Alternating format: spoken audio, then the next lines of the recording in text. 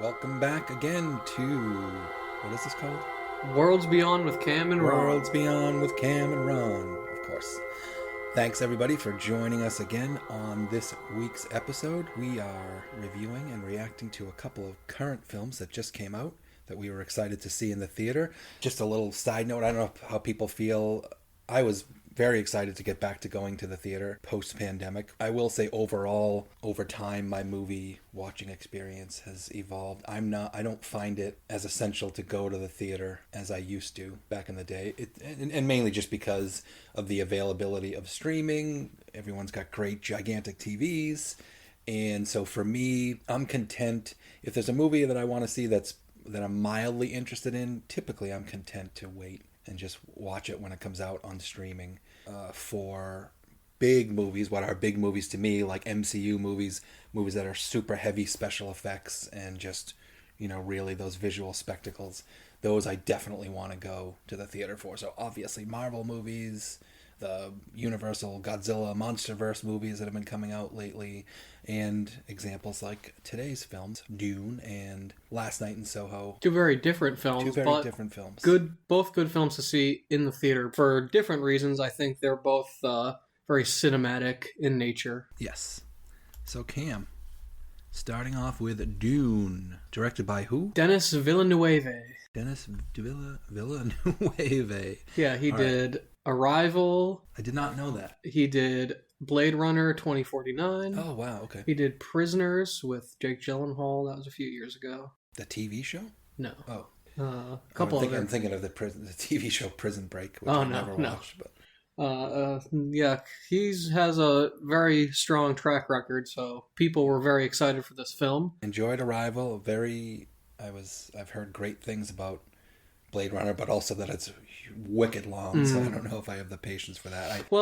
That's kind of what I was thinking going into Dune, that it was going to be long and boring, but I was proven wrong. I was pleasantly surprised. It was very enthralling.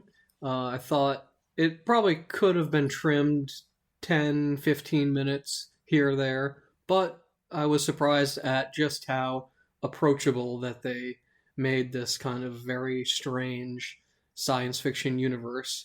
And they had already tried doing a movie once in 1984, which we watched a little bit of, and they weren't nearly as successful, although I will say I was surprised at how similar they were. But I really enjoyed just being thrown into this crazy universe that's so far in the future. I didn't realize it was 10,000 or so years in the future, which almost makes everything completely alien, even though we're dealing with humans. But it was just really cool to see this new science fiction universe that I was fairly unfamiliar with, and the special effects obviously were outstanding, and the sound was earth-shattering. So I think this is definitely one that people are going to want to see in the theater. Absolutely. Same. Had some trepidation about such a huge story. I remember being handed Dune in my freshman biology class in high school. I don't know why exactly it related to biology, but they gave it to us, and I was like, oh my god, this thing's so huge and long. And of course I didn't actually read it, but obviously familiar with the story. So I would say this was a big, epic, beautiful, huge, great sense of scope. Very loud. You commented on that. It was really loud. And a really interesting, different score by Hans Zimmer, who's done a lot of other movies, and he has those familiar, very heroic, great themes, and this was really kind of really different. Overall, though, if you're interested in seeing a big, epic, space opera type movie that's sort of very artful, has enough action to definitely keep folks engaged who are interested in sort of action movies.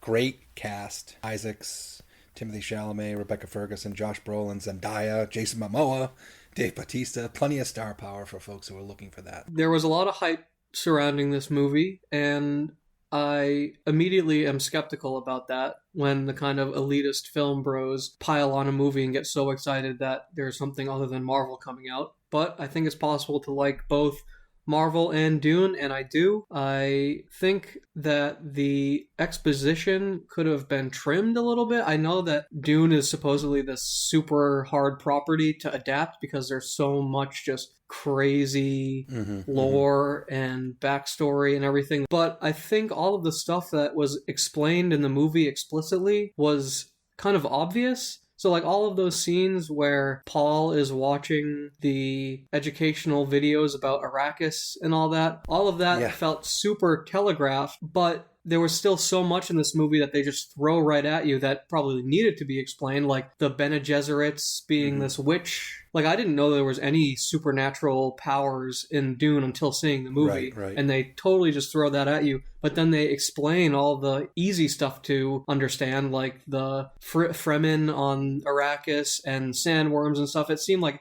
everything that they were explaining didn't need to be explained. Right. So that could have all been cut out, and it would have been more of a just kind of blast of information and that kind of alien world that you're just trying to take in as much as possible. And that's what I loved about it was just throwing all of this crazy stuff at you with enough kind of context that it made sense, but you still didn't it kind of ignited your imagination almost in the same way that Star Wars does with a lot of those shots of aliens and weird stuff, but then it just moves on. So I think Dune did a really good job with that. In particular, I loved at the beginning when the Spacing Guild approaches the king there, Oscar Isaac. What was there? Atreides.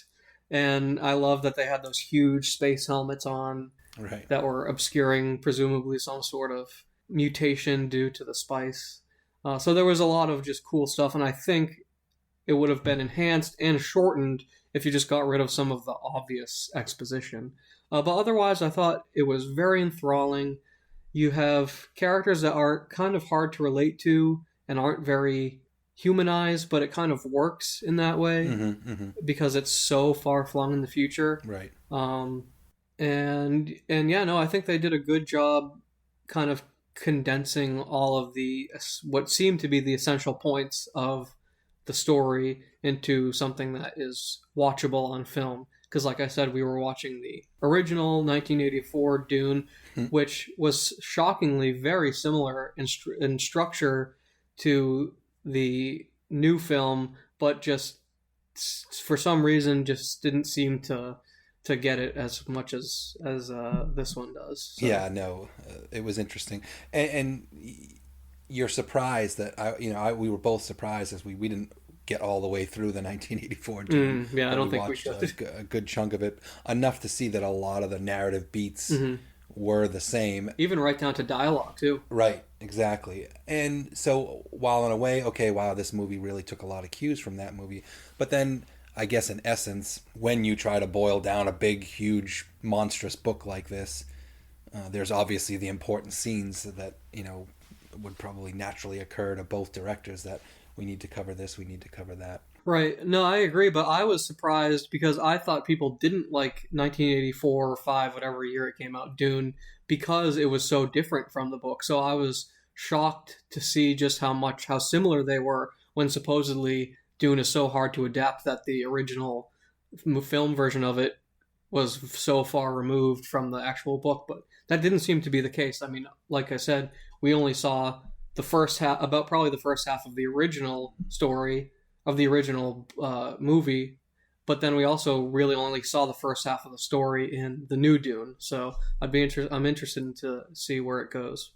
Yeah, it was interesting to how this movie was presented, and this movie has been coming out forever. Obviously, it was pandemic delayed, and it was interesting how it was presented as a big epic adaptation of Dune, and then when you sit down in the movie theater, it's and the title comes up, it's Dune Part 1. Yeah, and it totally leaves on a cliffhanger.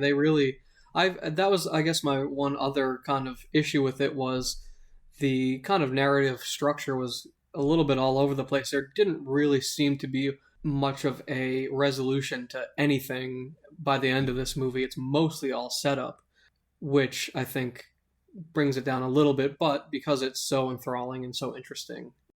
Yeah, I'm definitely up for watching the next film. And like I said, I think people, generally speaking, some people may find it a little slow and ethereal and kind of. But I think most people, like I said, it moved along. I was able to follow the story, and I was afraid that I wasn't going to be able to follow the story. I definitely felt as though, yes, was kind of a long setup. But I'm interested to see the next chapter. Yeah, I'm excited for the next one, and I wasn't before seeing it, so that's, so there you go. So I'd say thumbs up, and it succeeded in what it was trying to do. So.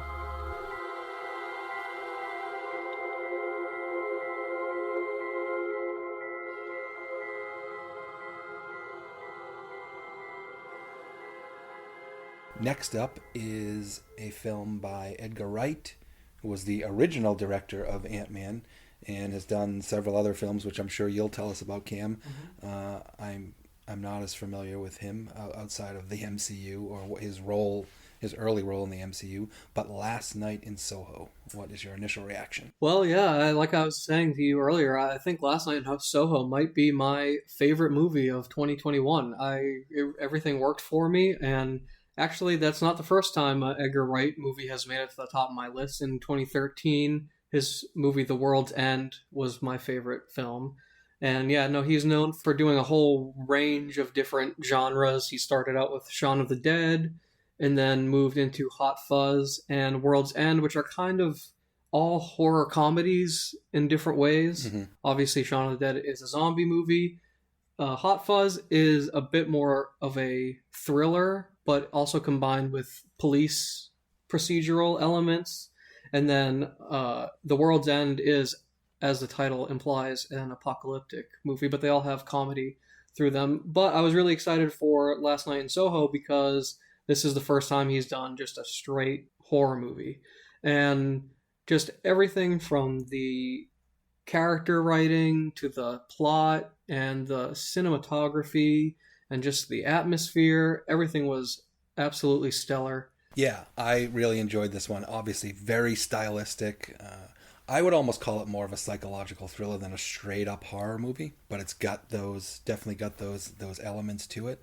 And I would say, if you're somebody who hears the term psychological thriller and thinks, okay, I'm gonna not know what the heck's going on, the story was all laid out in a very straightforward fashion. So even though there's lots of crazy stuff going on, it's really easy to follow and a really interesting story that pulls you along. Some might say the setup was a little bit long, others might just call it thorough, but yeah, overall I really enjoyed this one. Kind of building off what you just said, it was a little bit long, but it was very thorough in setting up all of the different characters, and I think it was definitely better for that. It probably takes a good 20 to maybe even 30 minutes before the main plot of the movie gets going. But during all that, you're learning about the main character and getting introduced to characters who kind of feel superfluous at first, but then end up actually having a pretty big role to play. So getting more into spoilers, I do think that it was a psychological thriller for the first hour and a half, and then the last 20 minutes I'd say just go straight horror with almost those faceless ghosts following her around and hands coming out from the floorboards and grabbing her. And the movie is fairly bloodless up until the end when it goes full horror, and then it gets a little bit bloody, not super gory or anything. But that's what I loved about it, is it was a slow build, but there was still so much thriller and psychological stuff going on that it was so enthralling all the way through. And from a technical standpoint too, just the way they filmed the different mirror shots where Anya Taylor-Joy would be looking at a mirror at Thomasin McKenzie or vice versa. And then even more impressive to me were the scenes where Sandy was dancing with Matt Smith, and the camera would kind of turn around them and it would switch from Anya Taylor-Joy to Thomasin McKenzie, and just all the different visuals. I loved when she goes through the alleyway and it opens up into Soho and you have the Thunderball poster and all the bustle and the music. I thought all of that was incredible. It really made me want to go to London. Yeah. And not that I have anything against London, but I don't really have the desire to go there any more than any other place in the world. But that really, I think, you could tell how much care and love was put into getting all the details just right. And I think it really just enhanced the film to be more than just a typical thriller horror film. Yeah, I think definitely this is a movie that will make you want to go to London. It just paints just what an exciting. I've been a few times. It is a really fun and exciting city. And yeah, I loved the story, the sort of, I won't call it time travel, but sort of time hopping in these dreamlike sequences. The characters were great. I love Matt Smith. He's my probably second favorite Doctor Who. I thought Anya Taylor-Joy, obviously she's getting the billing because she's the number one She's a star, bigger star, yeah. even though Thomasin McKenzie, who plays Eloise, is probably the main character. Mm-hmm. But their performances were great. Anya Taylor-Joy, I've been watching, we started watching her in The Witch in 2015. Yeah, we've been with her for, I can't believe it's been that long. It feels like a new movie, but yeah. I know. I saw a really bad movie that she was in, but she was very good in it, called Morgan, where she played this like enhanced assassin that was being grown. She was great in Emma. She was good in New Mutants, and obviously everybody loves The Queen's Gambit. She was tremendous in that. But she's not sort of front and center in this film. She's more of a supporting character, but just the way she was handled. I thought the way the movie has a great twist at the end. Yeah, definitely. A lot of misdirection. The character Eloise that Thomasin McKenzie plays is that classic unreliable narrator who actually turns out to be kind of reliable towards the end of the film. And there are some really great stakes where you're like, okay, I don't know how she's going to get out of this and recover from this. And then the way it all gets spun is really tremendous and satisfying. Yeah, and just to kind of finish up and build off of what you were saying, I don't want to get too much into the twist because I think those really make the film, but there's kind of the initial, I don't want to, maybe it's not even so much of a twist, but it's kind of, the movie kind of goes where you think it's going to go. And then I was like, okay, so is that it? Is that the big finale? But then there's much more to it, and then the ultimate twist is actually pretty, I don't want to say mind-blowing, because it is actually very telegraphed once you look back, but it comes out of nowhere, so I was pleasantly surprised. The only thing that I was wondering about is there's a scene, and this is a minor spoiler, there's a scene where she's kind of in a trance, and she's holding scissors, and she almost stabs that girl. Yeah, and mean girl. Luckily, her kind of love interest stops her, like just inches away from stabbing her. Right. But then at the end of the movie, it seems like they've made up and are totally fine, and there's no repercussions. I'm just thinking, if that were to happen in a college these days, I don't even, it would be a whole scandal, and the person would be, even if they didn't actually stab anybody. So I'm just curious. They didn't actually go into how she got out of that. Not that it's a huge deal. Like, the movie wrapped up, and I'm glad that it had a happy ending, and it was great. But that was just the one thing I was like, man, she got so close to murdering that girl, and now they're friends at the end. And obviously there was something that happened in between there, but I would be really interested, because the reason it was left out of the movie is because how do you even explain that? Right. But the implication is the reveal of the twist was such a big deal and would be now confirmed by the love interest kid and everything else. Right. It's like it gives an explanation for her behavior, I guess. So any final thoughts? Honestly, not really. I think I covered everything I wanted to, and I loved it, and I thought it was suspenseful and good. Not a lot of jump scares, but very effective jump scares. But then just the whole movie was very tense and great visuals and everything else. So yeah, the visuals, the whole 1960s London, the soundtrack is tremendous. It's very stylistic, but again, not hard to follow. So if you're all interested in this kind of a psychological thriller with some supernatural elements, I would definitely highly recommend seeing it. Definitely an enjoyable watch at the theater. So that's a wrap on this episode. So we've got coming up some films that we may be seeing. I know I'd like to see the new Bond film. You're interested in seeing Antlers. That's the kind of horror movie that may scare me a little bit. Not like literally scare me, but like might get into kind of horror that's a little harder for me to take, but I am willing to give it a shot. We've got some ideas just around looking back at some film franchises, looking at adaptions and reboots and remakes and things like that. We totally can't wait for Hawkeye. Definitely. Very excited for that. Spider-Man No Way Home.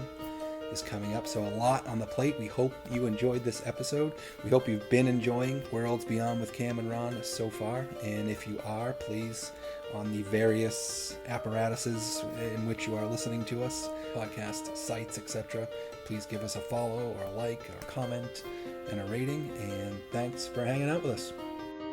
See you on the next one, guys.